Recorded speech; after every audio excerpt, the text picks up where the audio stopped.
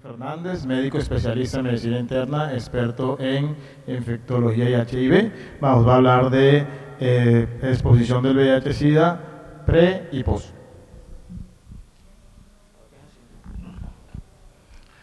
Gracias, doctor Mezano, por hacerme la invitación a compartir este tema aquí con los colegas. Vamos a tratar de hacerlo de una forma muy explícita y sencilla para que sea bien entendida, ya que este es un tema que ha tomado mucha relevancia en VIH y en la prevención. Les voy a compartir unos datos estadísticos iniciales de cómo se encuentra la epidemia actualmente en el mundo. Tenemos que hay 38.4 millones de pacientes infectados al 2021, de los cuales en el 2021 se consiguieron 1.5 millones de casos nuevos de VIH. Aunque se han hecho muchas estrategias mundiales para tratar de detener la epidemia, todavía no ha sido posible y tenemos que seguir ahondando en esto de prevención en VIH. Pero si ustedes notan que a nivel, desde que empezó la pandemia en 1981, ha habido más de 84.2 casos, millones de casos en el mundo, de los cuales 40.000 han fallecido. Entonces, esto es una enfermedad que tiene una relevancia en cuanto a la mortalidad y la morbilidad, y tenemos que apuntarle no solamente al tratamiento, sino a la prevención. Y uno de los casos de prevención que vamos a tratar hoy es la terapia pre y preposición. Ahí vemos cómo ustedes se dan cuenta que la mayoría de pacientes infectados por VIH son pacientes adultos, 36.7 millones, y 1.7 millones está entre niños o personas menores de 14 años. Entonces, estos son los datos que nosotros tenemos a nivel mundial. Estos son datos de UNCIDA, pero en Colombia nosotros también tenemos datos. Y tenemos que en Colombia tenemos datos de la cuenta de alto costo, 134.000 pacientes reportados en el año 2021 con VIH, de los cuales 77% de los casos fueron hombres, y eso es un dato muy importante, y la edad donde más se encuentran pacientes infectados está entre 25 y 34 años. Es de notar que es una edad de una población económicamente activa, que si se nos enferma también deteriora la economía de los países y aumenta el costo de salud de esta enfermedad.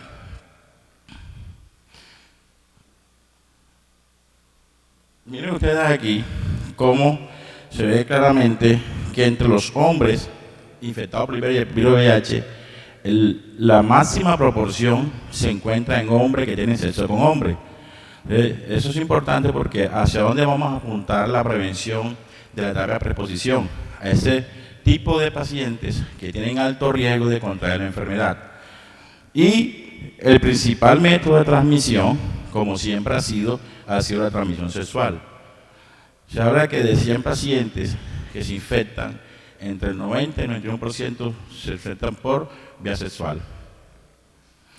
¿Y qué es la terapia preexposición? Ahí dice clarito, una pastilla para prevenir el VIH, y eso es cierto. La terapia PRES, quiero aquí hacer énfasis, porque a veces hay confusión, se realiza antes de la exposición al virus con el VIH. Es una profilaxis que se realiza para evitar el contagio por el virus del VIH. Noten ustedes que ahí tenemos cuáles son los grupos de riesgo a que se les debe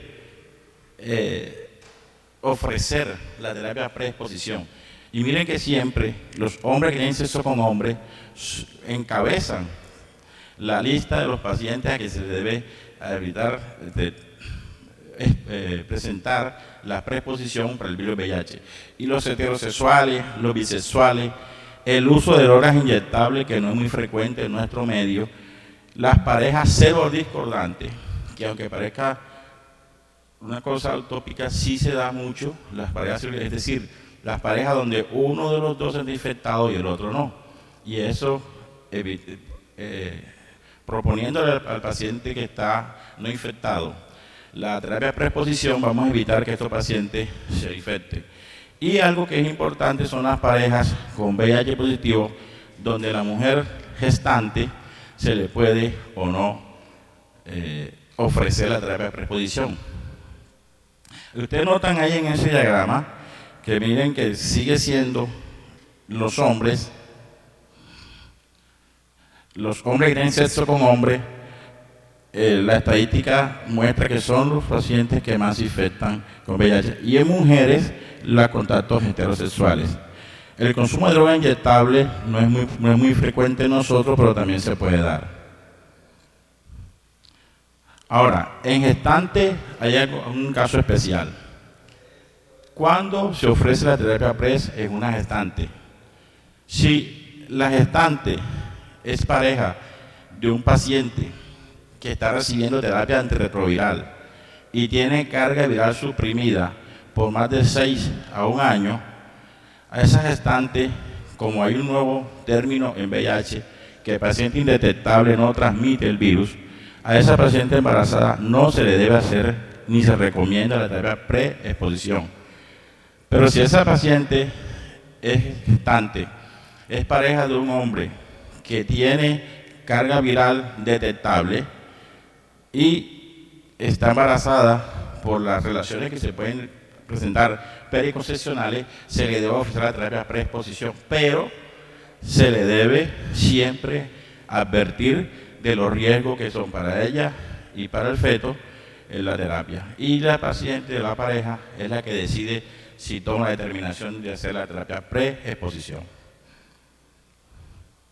Pero ¿qué hay que hacer antes de hacer la terapia preexposición? Si bien se le puede ofrecer a todos estos pacientes que tienen riesgo, hay que hacer o tomar unas medidas antes de iniciar la preexposición. Y como todo en medicina, es importante hacer una buena historia clínica, porque tenemos que apuntar a los síntomas que esta persona puede tener y mirar si esta paciente puede tener síntomas o algunos cuadros de inmunosupresión que puedan no ser considerados para tomar la terapia de preexposición. Y los factores de riesgo, ¿por qué? Porque los medicamentos que vamos a utilizar en la terapia de preexposición pueden en un momento producir algunos efectos adversos que si la persona tiene un riesgo no se le puede ofrecer la preexposición, pero lo podemos estar exponiendo a un cuadro que puede ser dedicado para su salud. Hay que hacer un ELISA de base, es decir, para yo poner la terapia de preexposición tengo que saber si esa persona está o no está infectada o está expuesta al virus. Ese es el primer caso que tenemos que tener. Y realizar una serie de exámenes como glicemia, creatinina, hemograma, un perfil hepático, para saber el estado metabólico que tiene el paciente y así poder iniciar la terapia de preexposición. ¿Cuál es la droga que utilizamos? Todo el mundo la conoce, es el tenofovir con entracitabina, llamado Truvada, que es una tableta que se da una sola vez al día. Este medicamento tiene sus efectos adversos, sí, puede producir cefalea en una escasa proporción, pueden producir pérdida de peso y algo que es importante en estos pacientes es que puede producir una elevación de la creatinina. Hay que tenerlo muy en cuenta porque siempre hay que estar monitoreando al paciente cuando tenga la preexposición a que no elegue los azoados porque eso es una forma de prescribir la terapia de preexposición. Pero se ha hecho otros ensayos con otros medicamentos que se puede utilizar en la terapia de preexposición. Entonces tenemos el Maravirot, que es un inhibidor de los CCR5, la rilpivirina, que es un inhibidor de transcriptasa inversa nucleócido, y se ha hecho estudios como el estudio Partner, que se utilizó la doravirina, que son unos anillos vaginales, que se encontró en el estudio Partner que disminuía el riesgo de adquirir el virus HIV del subtipo 1 cuando el anillo se utilizaba durante 28 días y era reemplazado. Eso sí, lo que pasa es que es muy limitado a la mujer porque son anillos vaginales, pero es otra forma de evitar una transmisión del virus del VIH. ¿Qué pasa? Hay diferentes formas de utilizar la terapia de preexposición. Hay regímenes de 7 días, hay regímenes de 4 días, hay regímenes de 2 días, hay regímenes que se utilizan sobre todo en hombres que tienen sexo con hombres, utilizarlo 24 horas antes de la relación, 24 horas después de la relación y 48 horas después de la relación. Pero lo que se ha hecho eficaz en los estudios es que el régimen de 7 días, este régimen es el que produce una eficacia en la disminución de la transmisión del virus del VIH. Cuando se usa 4 días, un 96%, y el de 2 días, el 36%. Por eso, lo que se aconseja en este momento es realizar la terapia antirretroviral con Truvada durante los 7 días a la semana, porque produce una eficacia mejor del 97%. Ahora, ¿cuándo se debe interrumpir la terapia de preexposición? Si un paciente no asiste a los seguimientos que se le realiza sobre el programa, el paciente no tiene buena adherencia, o el paciente llega a estar infectado por el virus del VIH, inmediatamente hay que suspender la terapia antirretroviral. Y ustedes dirán, ¿cómo nos damos cuenta? Porque estos pacientes, cada 3 meses se le hace un ELISA de base para mirar si el paciente ha estado expuesto o no, o ha abandonado la terapia antirretroviral, porque lo pueden hacer, aunque es una cosa voluntaria, a veces se aburren del tratamiento o presentan algunos síntomas adversos y abandonan la terapia. Entonces, en ese caso, hay que interrumpir la terapia porque vamos a hacer un daño y alcanzar una resistencia en esos pacientes. Ahora, ¿dónde debe realizarse un programa de terapia de preexposición? Si bien en nuestro medio, en Colombia, hay algunas ciudades como Bogotá que ya empezaron a trabajar mucho en esto, en muchas ciudades, como en la costa, nosotros no estamos muy preparados para eso, no lo estamos proponiendo a nuestros pacientes.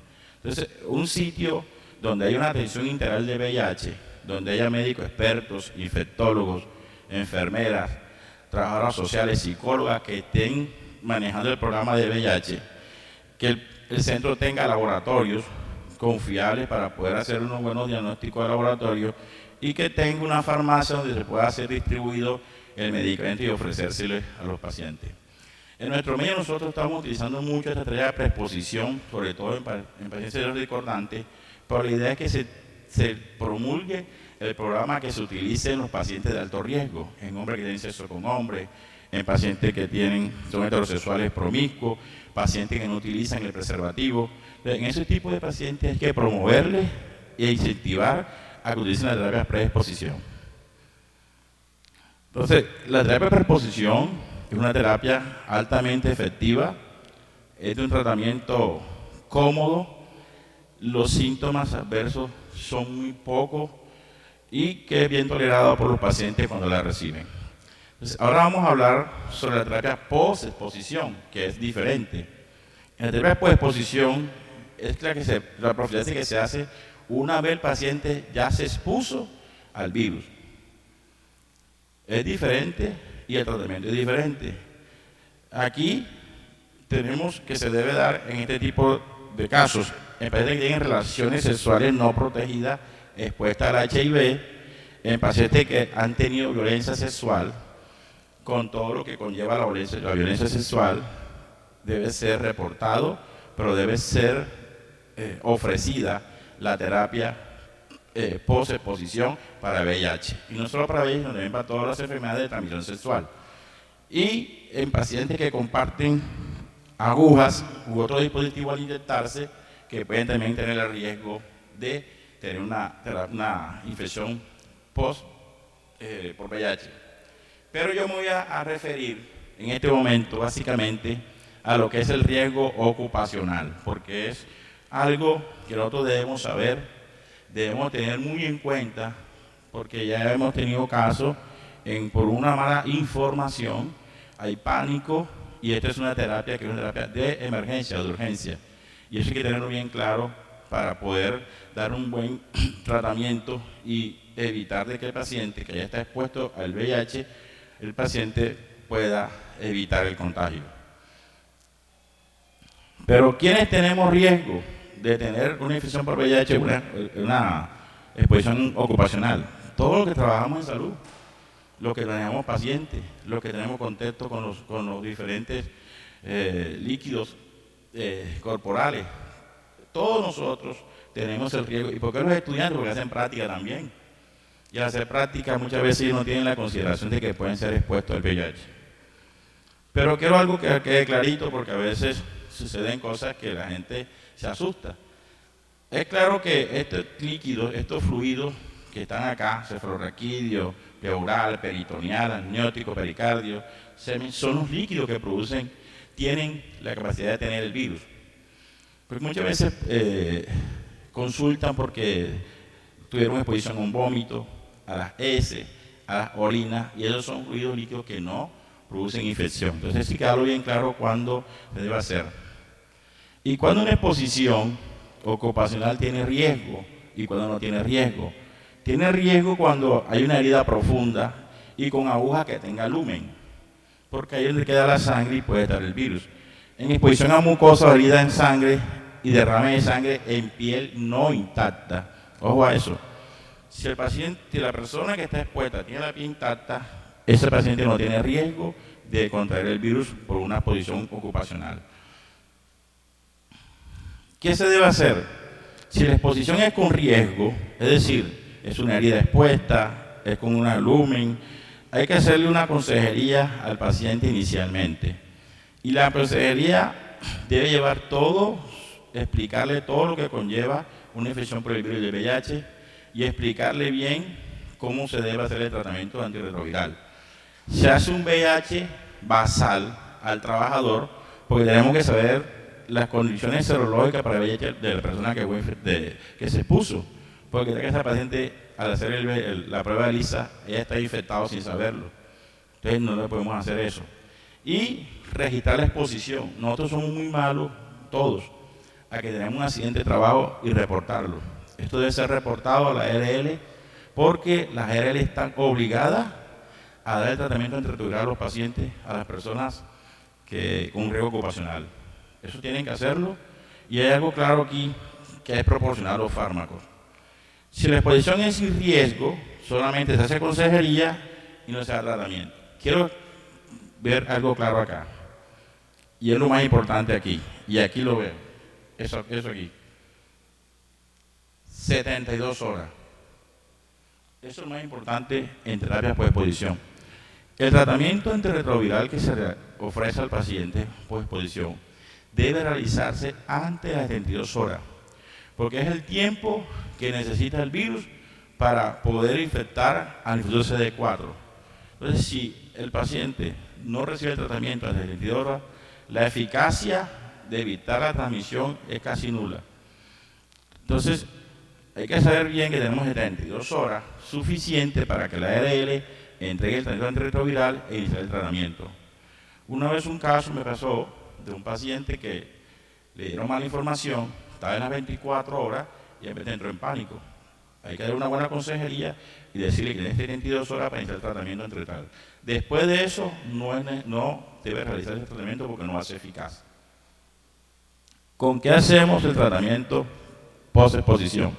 Si bien nosotros, a través de los años, hemos hecho un tratamiento post-exposición, antes utilizábamos todos los medicamentos que teníamos a la mano antirretrovirales, la amibudina, sidobudina, utilizábamos inhibidores de proteasas como el Caletra, utilizamos una vez el atazanavir, pero con el advenimiento de los nuevos medicamentos antirretrovirales que tienen mejor robustez, es decir, que disminuyen la carga viral en un menor tiempo y que tienen una barrera genética alta, el cual que necesita muchas mutaciones del virus para poder producir resistencia, el tratamiento de la terapia post-exposición ha cambiado. Entonces, actualmente tenemos el uso del tenofovir con entrecitavina, igual como la preexposición, pero aquí hay que hacer una triple terapia TAR. O sea, ahí no vale hacer un tratamiento con una sola pastilla. Entonces, podemos utilizar el tenofovir con entrecitavina o tenofovir lamivudina, cualquiera de los dos, y dar con ese medicamento uno de estos dos. El dolutegravir, que es un inhibidor de integrasa, y darunavir, que siendo un inhibidor de proteasa potenciado, sí tiene una alta barrera genética y sí tiene una buena robustez y nos sirve mucho en evitar la reacción. ¿Por qué tiempo damos el tratamiento? Primero, tenemos que hacer un ELISA de base en el manejo, un ELISA a los 4 o 6 semanas, a los 3 meses y a los 6 meses. ¿Por qué tiempo damos el tratamiento por exposición? Hay que hacerlo por un mes completo. Hay que hablarle al paciente de todo los efectos que puede producir el tratamiento, decirle que la terapia tiene que ser interrumpida durante el mes, porque si se inicia entre las 22 semanas, la eficacia de evitar la transmisión del virus del VIH va a ser muy importante.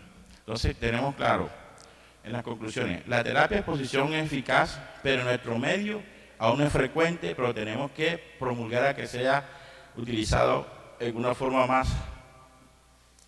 más importante, en una forma más rutinaria, exponérselo a los pacientes, proponérselo a los pacientes de riesgo, proponérselo a los pacientes que tienen parejas serodescordantes, que eso es importante. La droga de lesión para la terapia de preexposición sigue siendo el Truvada, tenofovir y ritonavir. Ya les dije que tienen unos efectos tóxicos, pero que manejado en una buena forma, con un buen seguimiento, se puede evitar problemas. La terapia post-exposición, digo claro, son 72 horas, eso tiene que quedar bien claro porque a veces este es el problema, que se hace después o no se hace en el momento indicado. Los inhibidores de integrasa, como el dolutegravir, y algo que me he olvidado decirle, cuando la post-exposición es una mujer gestante, se debe utilizar otro inhibidor que se llama raltegravir, porque el dolutegravir está contraindicado, sobre todo si el embarazo es menor de 20 semanas, porque tiene efecto teratogénico. Eso debe quedar claro, si es una mujer, tener en cuenta que hay que utilizar el raltegravir en vez del dolutegravir. Y se necesita crear verdaderos programas de terapia de preexposición para que tenga un impacto en la epidemia de la infección por el virus VIH. Entonces, gracias, esto es lo que quería compartir con ustedes. ¿Alguna preguntita? Quedamos atentos.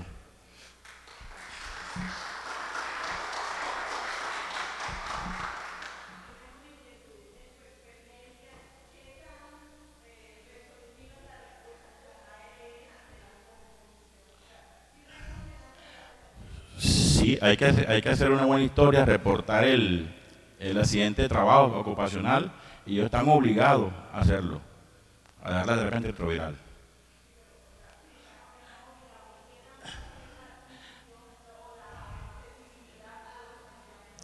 No es fácil, a veces no es fácil la accesibilidad, pero ellos tienen obligación de hacerlo. ¿Sí ve? Aquí hay entidades, pero no, yo en mi entidad que manejo he resuelto problemas de personas o colegas que han tenido el caso. Yo lo que les hago es, yo les doy el tratamiento y ustedes me lo reponen cuando les lo dé, porque aquí lo que hay es que evitar la exposición. Yo siempre en mi entidad tengo dos cosas. Tengo un kit de emergencia para mujeres gestantes. Aquí a todas las clínicas he resuelto problemas en esos momentos, porque a mí lo que me interesa es que niños no se han infectado. No me interesa quién sea ni de dónde sea, ¿sí o no?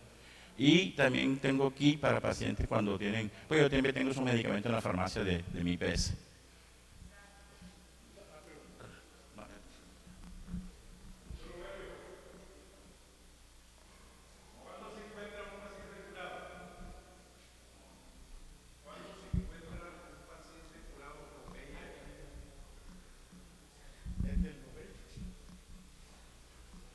O sea, pacientes curados en el mundo nomás ha habido dos. Y fue una cosa casual porque se hizo un tratamiento de trasplante de médula a un paciente que tenía leucemia. Y ese paciente, después que le hicieron cargas virales, el paciente nunca tuvo detectable. Lo que sí encontramos, doctor, es que los pacientes con las nuevas terapias antirretrovirales, con nuevos medicamentos, lo que se encuentra es que los pacientes muchas veces, ya antes de las 24 semanas, se encuentran indetectables. O sea, un paciente indetectable quiere decir que el paciente no tiene el virus en la sangre, pero el virus puede estar en las neuronas, puede estar en los ganglios, ¿sí? Que como reservorio, por eso el tratamiento no puede ser interrumpido nunca. Eso es algo que se hizo al comienzo de la terapia en Estados Unidos, y lo que encontró fue aumentar la resistencia de muchos medicamentos antirretrovirales que en este momento ya no estamos utilizando por eso. Pero curado, solo hay 2 casos en el mundo. Hubo un caso de un niño en Estados Unidos, pero ese niño después del año se le hizo cargas y fue detectable. Controlado y detectable, sí. Hay muchos pacientes. La idea es de que lo que la OMS pide es que el 90% de los pacientes que reciben medicamentos antirretrovirales estén controlados. No es fácil, porque a veces, así se le ofrezca la terapia antirretroviral, la adherencia a estos medicamentos no es tan fácil, algunos por efectos adversos, otros por condiciones sociales, otros por, como vulgarmente decimos, por hambre, los países lo dicen, yo no tengo que comer, yo no puedo dar medicamentos.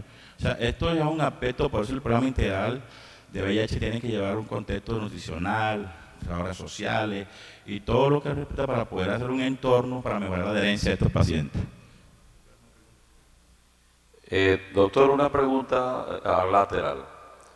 ¿Qué tan difundido está en el gremio médico o de enfermeras o odontólogos esta exposición suya?